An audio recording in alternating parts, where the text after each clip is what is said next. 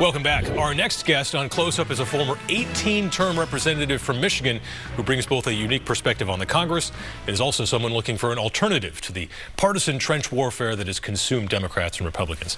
Former Congressman Fred Upton joins us in studio. Thanks for being here. Oh, great to be back in New Hampshire. It really is. Right off the bat, you served on Capitol Hill from President Reagan to President Biden. So you have this amazing perspective of the arc of how Congress has went from relatively functional to almost totally dysfunctional. So are you surprised at all by what's going on right now with the speakership? Yeah, it's tragic. I mean, the world is afire. I mean, Israel, Ukraine, you got this continuing resolution. Are we going to keep the government open or not? I mean, just issues that need to be resolved. And we can't, in the third week, find a speaker in the majority to get done. We got divided government, but it is a tragic mess. And, you know, as we tape this Friday, I'm not quite sure what's going to happen the last 48 hours, right. But it sure does appear that Jim Jordan is not going to make it. He's a terribly partisan guy and with his entire record. And when you have this divided government, you got to work with both sides to get things done. You got to remember, you got to get 60 votes in the Senate to get something done. You have to have a Democratic president sign it. So if you're not working both sides of the aisle, you end up with a big zero. Is that it? I mean, what really changed over the 36 years you were there in Washington that things got so hyper-partisan that a single party can't even agree on a speaker?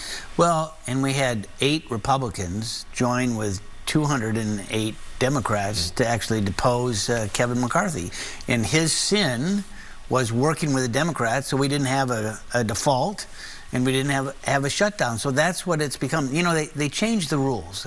I was a vice chair of the Bipartisan Problem Solvers Caucus. One of the things that we did when I was there back in 2018, 2020 was we actually did change the rules of the House to say one person can't have a privileged motion to depose the speaker. It has to be a majority of the caucus. So Nancy Pelosi agreed to that. Kevin McCarthy gave the other team the shovel to dig the hole to reverse that, which then allowed Matt Gaetz to get rid of him just a few months later. So, you know,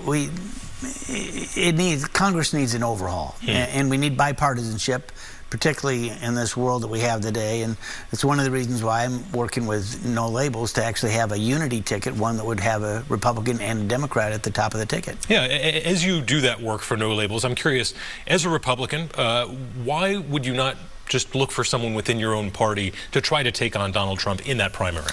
Well, there's a lot of people that have done that. And of course, you see that firsthand here in New Hampshire, and you saw that in 2016, and you're seeing that now. And I think the governor, who I know, I mean, he put it right, that if you're looking for an alternative, you can't have a dozen people that are taking on Donald Trump. It's not going to work. There were 17 people that ran back in 2016, and Trump had a 30% base, and ultimately, you know, he got there. When you have a dozen people that are running today, guess what? Trump still has that base.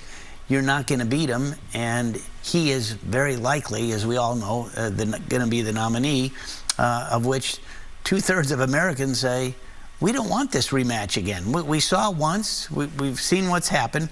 Can't either side come up with somebody new? It's not likely to happen between now and November of next year. And yet there's been this drumbeat of criticism. A lot of people saying, hey, you know, No Labels is just going to act the role of a spoiler here. How do you respond to those critics who say you're just going to hand this to Trump on a platter? Well, a couple things. So I was one of the 10 Republicans that voted to impeach Donald Trump. We can go into that on a longer segment. I don't regret that vote. The last thing that I would want to do, Fred Upton, is to re-elect the guy that I voted to impeach. We believe that there is a pathway. You look at the key states, Michigan is one where I'm from. If you have a bipartisan ticket and you've got 2/3 of Americans saying that they don't want this rematch again, there is a pathway where you can actually get the electoral votes to win. Our first priority, of course, is to get on the ballot. Every state has different rules. I think here in New Hampshire, you need, I think it's like 15,000 signatures to do that. In Michigan, it's 47,000. In Maine, it's 5,000. So every state's different. You got to cross the T's and dot the I's to get there. We're right now formally 11 states. We look to be on nearly 24 by the end of the year, and all 50 states by the end of the first quarter next year. Who's going to be the candidate? Doesn't it have to be somebody exciting? We don't. Yeah, they'll be exciting. You'll cover them. We'll get them here, okay. Or her. Do you have any ideas? I mean, there's a pretty good mix of people right now. So we came up with, we were in I was in Manchester, well, a couple times since July, but here, of course, at St. A's, we did the launch of the Common Sense Principles. Anyone can find it on nolabels.org, but literally 40 different sort of platform issues. Let's stop spending more money than we're taking in. Let's have a strong defense. No discrimination. Some good policy decisions, very much along with, actually, with a lot more detail than the contract with America. The idea that when the House flipped for the first time in my lifetime back in 1994 that Newt Gingrich ran. So we've launched that. We're beginning to talk to candidates now, or potentials, to embrace what we've done and to try to then put together a national ticket. We're going to have a convention. It was going to be in April. Now it's going to be, I think, in March in Dallas, where we'll formally nominate and then move forward with a Republican and a Democrat. The historical record on third-party runs is not necessarily successful. What gives you optimism that it's possible this time around? So before, some of these third-party candidates, they really were pretty marginal, 2-3% in the polls. They weren't going to make it. They were never going to win, but they, in fact, might be a spoiler, as we saw with Al Gore. I think that was one. We look at Ross Perot as well. Yeah. But Ross Perot at one point was 30% in the polls. Guess what? 30% today in the right states likely wins in terms of what happens. Perot got on all 50 states. He was on their ballot.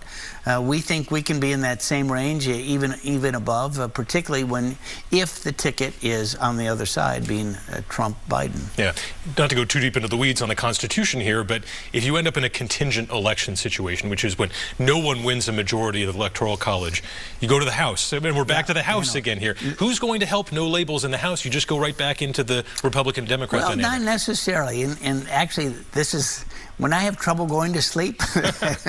Instead of counting sheep, this is what I do. And Charlie Cook, who's a very good friend, he and I have had some discussions about how the process actually works. And of course, what it is that each state gets one vote. So New Hampshire here, you get one vote. The two members of Congress will cast that vote. Maybe if you had a Republican and a Democrat, right now, of course, you have two Democrats, but if it was split and they couldn't decide, they don't vote. You need 26 states then that endorse that candidate. I mean, we'll see if it goes to the House. We actually think that we could get to 270, which is the magic number of electoral votes, come November of next year, if things work the way that we suspect they might. Yeah, and not to get too... So it won't be a spoiler, but it'll be, we're really looking at a winner. And we have until next summer. If we think we're going to be a spoiler, we can pull the plug. Really? I mean, doesn't the train have to leave the station pretty early? Not really till August. So we'll have a convention in March. But really, it's not until, remember, the Democrat and the Republican conventions aren't until July and August of next year. So you really have until that point to tell the states how you're going to print the ballots. So, right. And Trump is such an iconoclast here and has changed so many of the dynamics of Washington and American politics generally. What happens when he's gone, when he's off the stage? Do you go back to the Republican Party and try to repair? Or do you want a new third party? No, I'm a Republican. Yeah. I'm going to stay that way. I always vote for the individual. I'm not a straight party. In Michigan, we don't register by party. But and of course, I was a Republican in the House, chairman of the Energy and Commerce Committee for 6 years. So, that's where my buddies are. But I was always bipartisan. I worked with both sides to get things done. And as chairman of Energy and Commerce, we had more than 200 bills signed by President Obama my entire 6 years. So if they weren't bipartisan, it never would have happened.